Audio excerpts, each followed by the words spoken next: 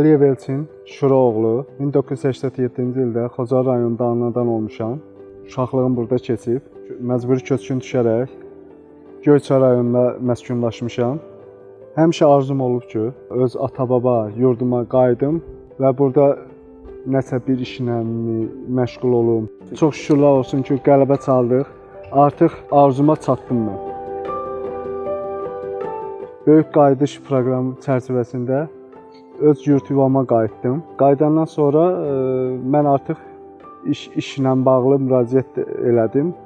Dövlət Məşğulluq Agentliyinin Azərqazla birgə keçirdiyi əmək yarmarkasında iştirak etdim və orada Azərqazın təşkil elədiyi vakant yerlərinə baxdım, kurslara cəlb olundum.